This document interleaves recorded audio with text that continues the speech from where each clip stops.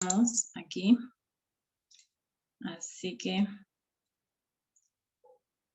chicos, entonces empezamos con el tema de la literatura y la conquista en este curso de comunicación, ¿sí? Como verán ustedes, trabajamos siempre en una clase comunicación, netamente de comunicación, y en la otra clase trabajamos un poco de literatura, visiones panorámicas de lo que fue la literatura peruana, ¿no? Así como en la clase anterior habíamos hablado sobre lo que es la literatura quechua, dentro de los cuales pues hablábamos las características de esta literatura, ¿no?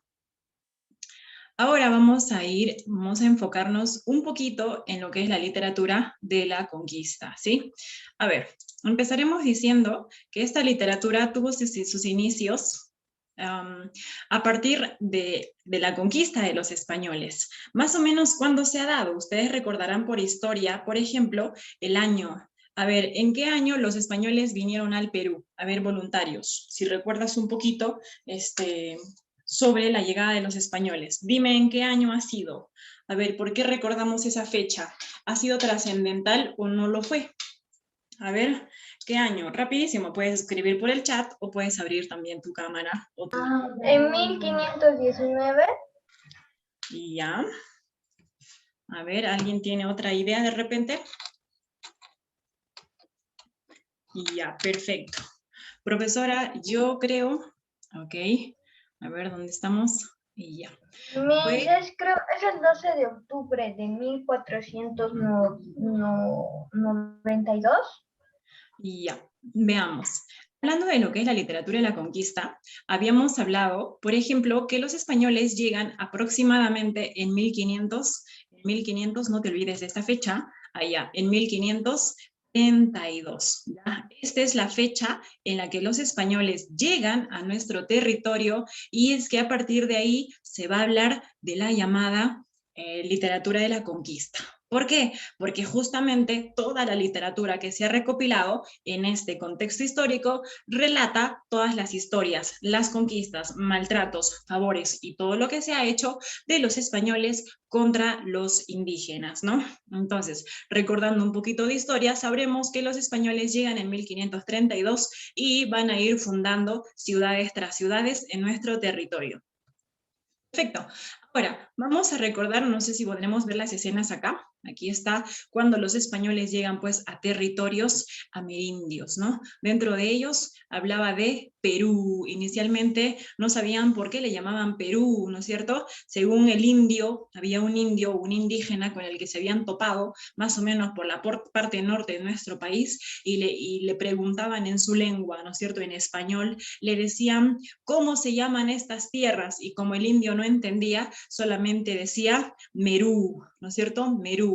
Y luego algunos entendían como Virú, otros, y así fue interpretando. Y para algunos dijeron, no, creo que dijo Perú, ¿no es cierto? Entonces para los españoles le llamaron pues Virú, Perú, etcétera, que con el tiempo se quedó con el nombre que tenemos ahora.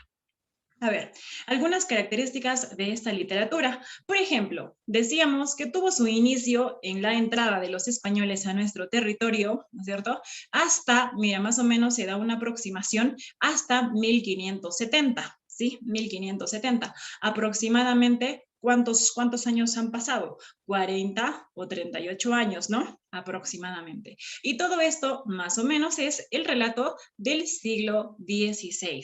En esa época llegan los españoles y se dan ciertas características, ciertos casos. Por ejemplo, la llegada de los españoles, eso ha sido un hecho trascendental aquí en nuestro territorio.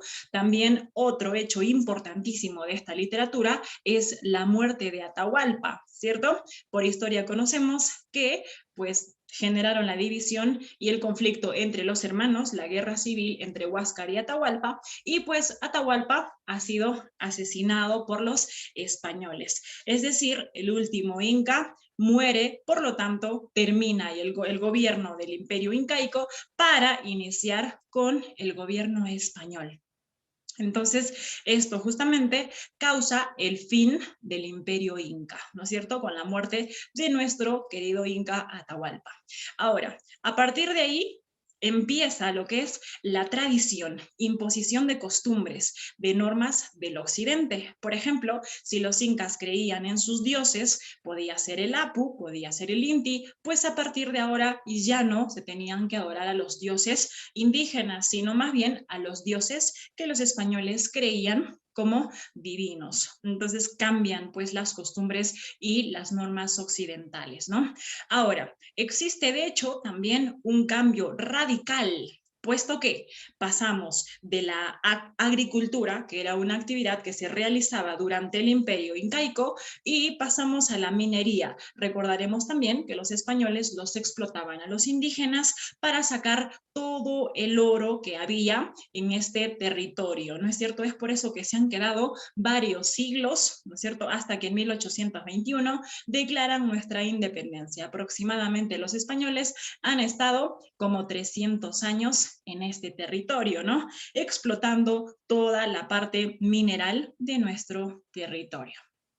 Y bien, de esa manera le vamos a dar un enfoque histórico a lo que sucedió en nuestro país. Ahora, la literatura y la conquista se va a dividir en dos vertientes, lo vamos a dividir así, por ejemplo, en la vertiente popular, ¿no es cierto? Vertiente popular es aquella que va, pues, va a ser cultivada por la población, la gente del pueblo, ¿no? Ya. Entonces, en este tipo de vertientes podemos encontrar las coplas, que son como una especie de poemas, poesía, un poco de lo que es elegía, como cantos tristes, lamentos, ¿no?, que puedan hacer de dolor, expresión de dolor.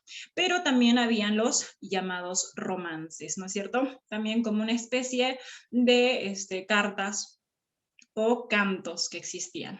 Por otro lado, tenemos la vertiente culta, el cual era pues cultivado por la realeza, ¿no es cierto? En este caso podemos encontrar aquí lo que se llaman las llamadas crónicas. Y justamente son las crónicas lo que el día de hoy vamos a enfocarnos un poquito, ¿sí? Ahora, profesora, ¿y qué es una crónica? Bueno, la crónica es una especie, acá dice especie, es una especie narrativa escrita en prosa, es decir, en una escritura de izquierda a derecha, una escritura común, como la que nosotros podemos hacer, como si fuera un relato o un cuento, ¿sí?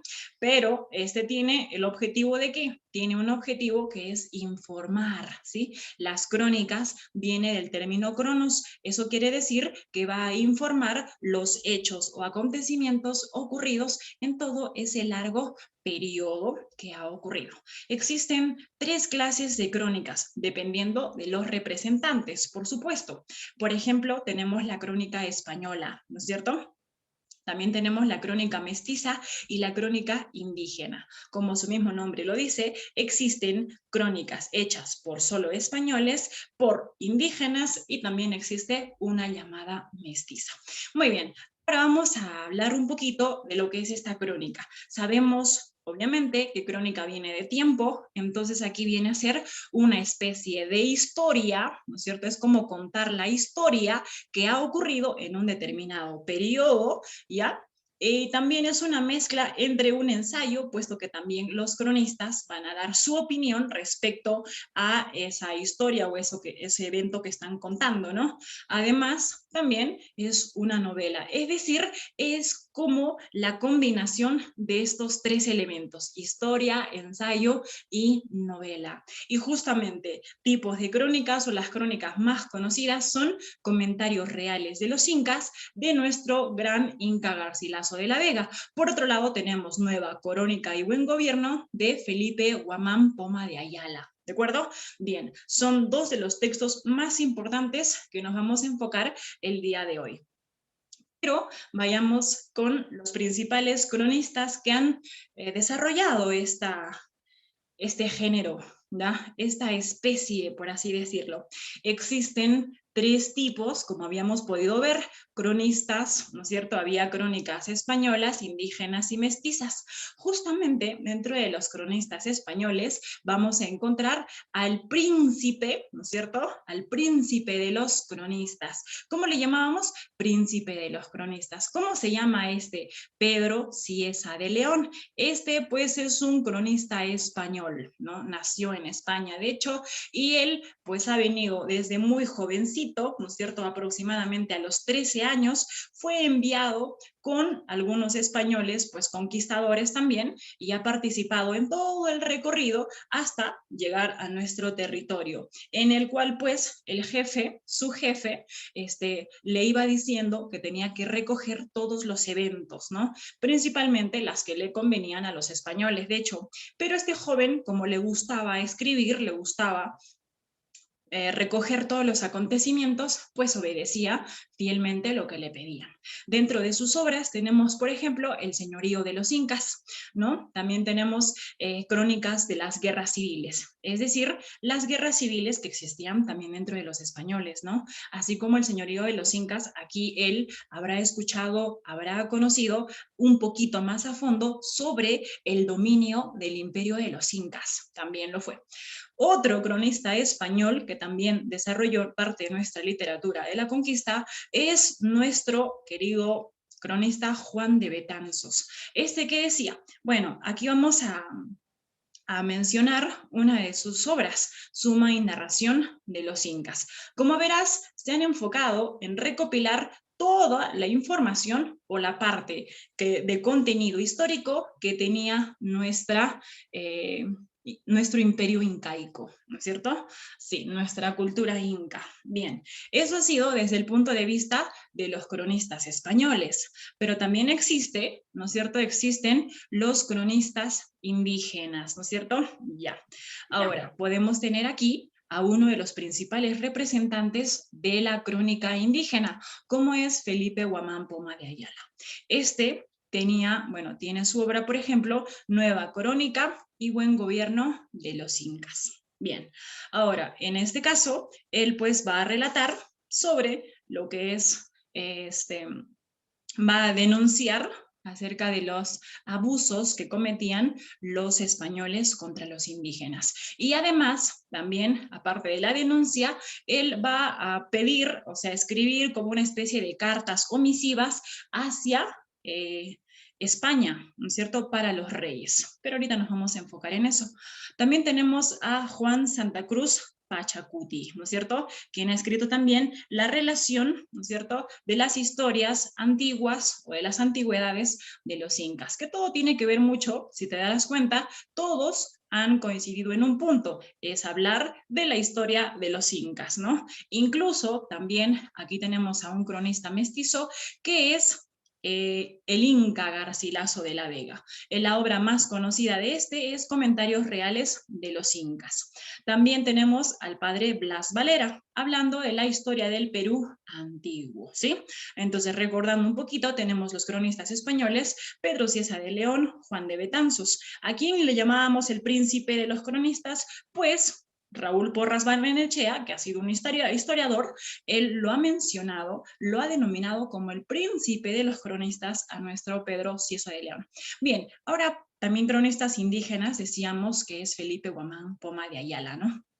Ya, y Juan Santa Cruz Pachacuti. Ya. Tenemos también cronistas mestizos, el Inca Garcilaso de la Vega y el padre Blas Valera, ¿sí? El más representativo, de hecho, es Inca Garcilaso de la Vega. A ver, recordando un poquito de lo que es la biografía, ¿sí? La biografía de nuestro Felipe Guamán Poma de Ayala. Antes de entrar a esto, habría que hablar acerca de esta obra, ¿sí? Ahora, cuando hablamos de la nueva crónica, en realidad cuando se publicó o él escribió, decía crónica, ¿no es cierto? Crónica, así lo escribía. Y luego ya con el tiempo, pues lo han publicado como nueva crónica. y buen gobierno, ¿no es cierto? Está dividido en dos partes. De hecho, la primera, que cuenta un poco más de las leyendas y cánticos de sus ancestros, además aquí hace una denuncia acerca de los abusos que cometían los españoles contra los indígenas. Como les decía, es una especie de misiva que dirigía al rey de España, ¿no? Quería que los reyes de España se enteraran cómo los españoles explotaban pues aquí a los indígenas. Entonces, como sabían que estas cartas o misivas, ¿no es cierto? O estas historias que iban contándose se dirigían a España, no llegaron a manos de los reyes españoles, por lo cual estas misivas se quedaron en desaparición, ¿no es cierto? Desaparecieron y fueron hallados aproximadamente en 1908 por Ricardo Pichman, ¿no es cierto? En la biblioteca de Copenhague. Entonces, también, ¿no es cierto? Ha sido como una especie de... Lo han detenido, han hecho perder este documento, y así.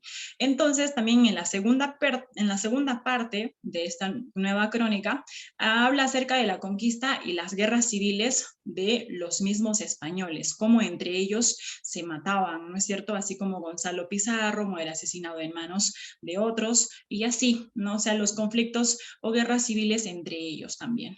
Y justamente, también en esta segunda parte, él sugiere al rey, ¿no es cierto? Quiere pedirle al rey que exista dos gobiernos, ¿ya? Por eso se llama del buen gobierno, porque en la primera parte habla pues de la nueva crónica, ¿no es cierto? Y del buen gobierno, aquí decía que cada uno debería de tener sus propios gobiernos, es decir, los incas deben tener sus propios gobiernos y los españoles también sus propios gobiernos para que no exista tal abuso, ¿no? Y los incas no se sientan, o los indígenas no se sientan menos que los españoles, o que los españoles tampoco abusen del poderío que tenían dentro de este territorio. Y bien, entonces, como te decía, estas crónicas llegaron como una especie de cartas a los españoles sobre los abusos, ¿no es cierto?, que cometían estos en este territorio. Básicamente, la nueva crónica o buen gobierno tiene más imágenes, o sea, más que letras, estaban con dibujos bastante graficados, ¿sí? Bien, ahora vamos a observar, a ver. De Ayala, ocasionalmente escrito también como Felipe Guamán Poma de Ayala. San Cristóbal de Suntunto, actualmente conocido como el Valle de Sondondo, Ayacucho, en 1534, y Lima, 1615. Fue pues un cronista amerindio de ascendencia incaica de la época del virreinato del Perú. Guamán Poma se dedicó a recorrer durante varios años todo el virreinato y a escribir su primera nueva crónica y buen gobierno, uno de los libros más originales de la historiografía mundial.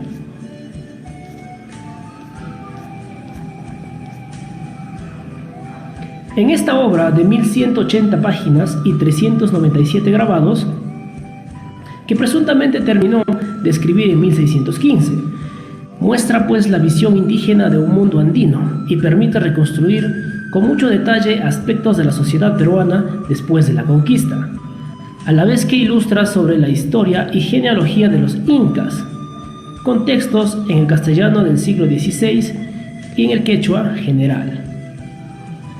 La obra tenía como destinatario el rey Felipe III y fue enviada a España. Sin embargo, se extravió en el camino. Actualmente se conserva en la Biblioteca Real de Dinamarca y es posible consultarla en línea.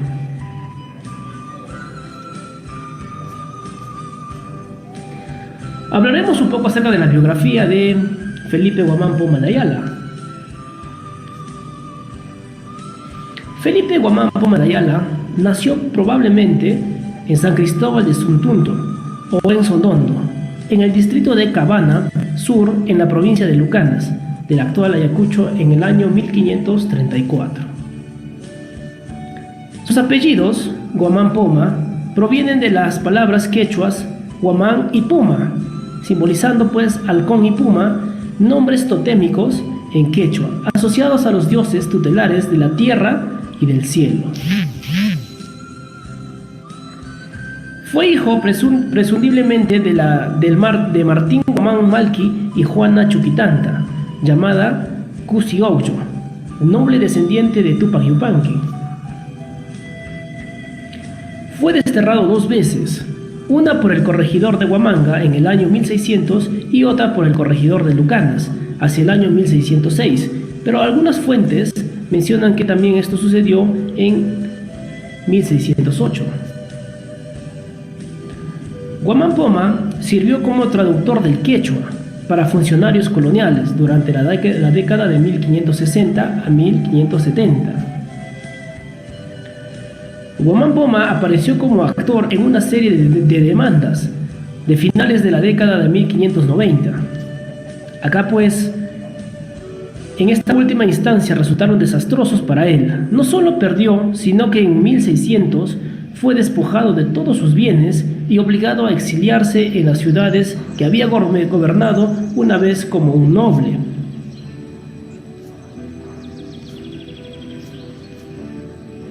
Acerca de la crónica. La gran obra de Guamán Poma es Primer Nueva Crónica y Buen Gobierno, un documento de 1193 páginas. En su libro se sigue siendo la más larga crítica sostenida sobre el dominio colonial español, producido por el súbdito indígena durante el periodo colonial, escrita entre 1600 y 1615 y dedicada al rey Felipe III de España. La crónica describe las injusticias del régimen colonial y sostiene que los españoles fueron colonos extranjeros en el Perú, en nuestro país, dijo, porque Dios no los ha dado a nosotros. El rey nunca recibió el documento. El título de Nueva Crónica y Buen Gobierno resulta claramente expresivo de las intenciones del autor. Nueva alude a que trae una óptica diferente a las de las crónicas existentes, nunca escritas por indios, y Buen Gobierno a su afán por denunciar el mal gobierno del virreinato de estos años, en claro contraste con las instituciones prehispánicas, pero también con las creencias cristianas y los ideales utópicos del humanismo europeo. La crónica es muy notable en muchos aspectos. En primer lugar, despliega la fusión brillante de la escritura y dibujos de líneas finas. 392 páginas del libro consisten en dibujos a página completa. En segundo lugar, el manuscrito expresa la opinión de un noble provincial sobre la conquista, mientras que la mayoría de otros puntos de vista indígenas de la época colonial proceden de la nobleza de Cusco, la antigua capital de los incas. En tercer lugar, el autor utiliza con frecuencia palabras y frases quechuas dentro de este trabajo mayoritariamente español, lo que proporcionó a los expertos material para aprender más sobre el idioma quechua. Guamán Poma propuso una nueva dirección para el gobierno del Perú, un buen gobierno que se basaría en las estructuras sociales y económicas incas, la tecnología europea y la teología cristiana, adaptada a las necesidades prácticas de los pueblos andinos. Esto es lo que buscaba, pues, en su obra Guamán Poma de Ayala.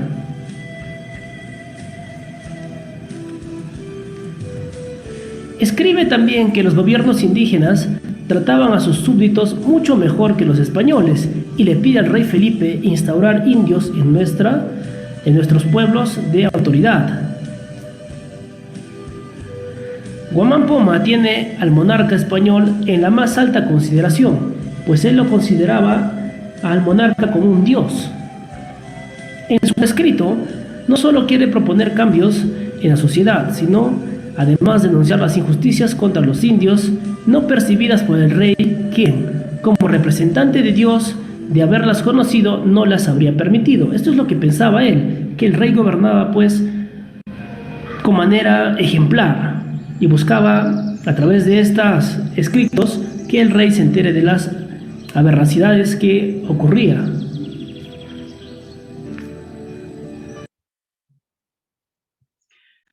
Muy bien, entonces como hemos podido escuchar un poquito acerca del tanto la biografía como la obra del cual se trataba esta crónica, ¿no? Básicamente el fin era denunciar el abuso que cometían los españoles contra los indígenas, ¿no? Y también solicitaba al rey que por favor pudieran instaurar gobiernos indígenas y también gobiernos españoles, es decir, que los indígenas se gobiernen por sí solos y también los españoles lo hagan por sí mismos. Entonces ese ha sido el fin de esta crónica, que no llegó a manos del rey Felipe III, ¿no? Sino que se extravió o a propósito lo hicieron perder para que no llegara a manos de este rey, puesto que sabían, si eso llegaba a manos del rey, pues no era Vega. Ya. El Inca Garcilaso de la Vega, como su mismo nombre lo dice, tiene también raíces incas, pero también raíces españolas. Entenderemos como el nombre que lleva, ¿no es cierto? Garcilaso de la Vega. Viene a ser familiar también del otro escritor reconocido, Garcilaso de la Vega, ¿no es cierto? Quien es toledano y español. También fue escritor, eso lo vamos a, bueno, se estudian en otros temas. Ahora, él viene a ser casi como el nieto o sobrino nieto de este escritor, ¿no? Puesto que su padre, Sebastián Garcilaso de la Vega, ha sido sobrino de ese escritor. Bien, el Inca Garcilaso de la Vega ha sido reconocido como el primer mestizo biológico y espiritual. ¿Por qué biológico? Porque es el hijo de un español y de una inca, ¿no es cierto? Descendiente inca, Isabel Chimpuoclio, ¿no? Entonces es el hijo de Sebastián Garcilaso de la Vega y de la paya, se decía payas, aquellas como concubinas de los incas, ¿no es cierto? Pertenecía a la nobleza, o sea, su madre pertenecía a la clase noble, era la paya Chimpuoclo, y pues ella era nieta de quien fue el último inca gobernante, el inca Tupac Yupanqui, ¿no? Entonces también pertenecía a la clase, o sea, tenía pues clase noble de ambos lados, tanto de padre como de madre. Su padre también ha sido uno de los conquistadores que llegó a nuestro territorio. Pero bueno, la historia familiar es un poco compleja. Él va a ser bautizado no con el nombre del Inca Garcilaso de la Vega, sino más bien a él lo bautizan, ¿no es cierto?, el 12 de abril de 1539, fecha en que nace. Él es Sebastián Gómez Suárez de Figueroa. Ese es el nombre que va a llevar él, ¿no? Con ese nombre lo bautizan. Bien, ahora, él es conocido también como el peruano más ilustre de la conquista y la colonia, además de todo el relato que tiene también en sus crónicas, ¿no? Es considerado el primer peruano que describe nuestra historia con alma de peruano.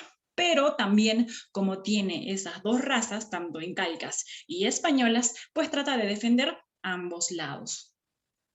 Dentro de sus obras, por ejemplo, reconocemos La Florida del Inca, ¿no es cierto? Comentarios reales de los incas, parte 1, que fue publicada en 1609, Comentarios reales de los incas, parte 2, que fue una publicación póstuma porque lo hacen después de su muerte, considerado o conocido también como Historia General del Perú, ¿sí? ¿De qué trata los comentarios reales de los incas en esta parte número 1? Bien, aquí va a hablar todo lo que es el poderío incaico, ¿no es cierto? O sea, todo el mundo inca. Es que él sabía, como ha vivido con su madre le ha contado todo lo que sabía, él tenía toda esa visión, por así decirlo, vivió parte de su infancia y su juventud, ha vivido con su madre y con toda la nobleza incaica. Entonces ha escuchado, ha participado y ha conocido sobre la historia de sus ancestros de parte de su madre. Entonces cuenta en los comentarios reales de los incas la historia de los incas, mientras que en los comentarios reales de los incas, ¿no es cierto? La parte número 2, aquí está comentando más que todo la historia general del Perú, más que todo lo que es la conquista, cuando los españoles vienen y empiezan a gobernar el territorio. Entonces está dividido en dos grupos o en dos partes y en dos temáticas diferentes, ¿no? Básicamente también trata de defender a la raza de su padre, ¿no? Que serían los españoles. Es por eso que él es como un mestizo, tratando de defender la raza inca y la raza española y a la vez fusionarlo, ¿no es cierto? Fusionar esos dos mundos, esas dos visiones, ¿no? Recordando, o también en esa parte, él relata un poco de que los españoles tenían también el lado bueno, ¿no? Es que ellos creían en Dios, decía, como creen en Dios, eso es algo bueno que hay que rescatar. Y entre otros hechos, él viajó a Europa más o menos en 1560 aproximadamente, porque un año antes su padre murió y le dejó como herencia aproximadamente unos mil y las monedas de esa época, para ellos era muchísimo dinero. Entonces él se fue a España, ¿no? A reconocer o a solicitar lo que le correspondía a su padre. Entonces llega a España y los familiares de parte de su padre no lo reconocen, ¿no? Claro, o sea, hay algunos que sí lo aceptan como sobrino, como familiar, pero le dicen que no va a heredar nada porque su padre no tenía nada. Entonces él ingresa al ejército, ¿no? Se enrola en el ejército y pues va a participar en la batalla de las Alpujarras en España. Básicamente, él es militar, se convierte en militar. Con el paso del tiempo, él escuchó que uno de los familiares de su padre le iba a dar una pequeña herencia. Entonces, como vio que la herencia era conveniente, él acepta recibir esa herencia y deja la milicia. Es decir, deja de ser militar y, bueno, va a vivir de manera placentera, puesto que esa herencia no era nada despreciable. Entonces, decide trabajar en sus obras, ¿no? En lo que más le gusta, que era cultivar la literatura. Entonces, él empieza a ser uno de los máximos exponentes de la historia de nuestro territorio, que fue la historia de los incas, y también la historia de los españoles, ¿no es cierto? Tratando de unir o fusionar ambos mundos. Y finalmente murió en Córdoba en 1616. Y es importante esta fecha no solo porque él falleciera en ese año, sino también porque en ese mismo año fallece William Shakespeare, autor de Romeo y Julieta, entre muchas obras, y también de lo que es uno de los autores que escribió Don Quijote de la Mancha, Miguel de Cervantes Saavedra, ¿no es cierto? Fecha muy importante. Entonces, eso ha sido más o menos la literatura de la conquista que vamos a hablar el día de hoy. Resumido, el Inca Garcilaso de la Vega, ¿no es cierto?, pertenece a la época de la conquista. ¿De acuerdo? Y ya, el nombre inicial, Gómez Suárez de Figueroa, pero básicamente es considerado como el mejor cronista mestizo, precursor de las letras peruanas y padre de las letras americanas, o sea, no solamente aquí en Perú, sino también en América. Ahora, las obras que él ha tenido, las más conocidas, es su traducción, ¿ya? Él ha traducido en 1589 Diálogos de Amor, ¿no es cierto? Lo ha traducido al quechua y a otras lenguas también al español, esta obra que estaba escrita en una lengua antigua. A otras obras, la genealogía de García Pérez de Vargas, que también lo hace en 1596, tenemos La Florida del Inca, ¿cierto? También en 1605, Comentarios reales de los Incas, en 1609, la primera parte, y en 1617 o 16, en este caso después de su muerte, la segunda parte. Ahora, también recibe como una especie de felicitación o premio como mejor cronista peruano, el primer mestizo biológico y espiritual de América, como te había mencionado, ¿no es cierto? Ahora, ¿y qué es lo que cultivó? El género narrativo, específicamente la crónica. Entonces, el día de hoy hemos hablado acerca de la crónica.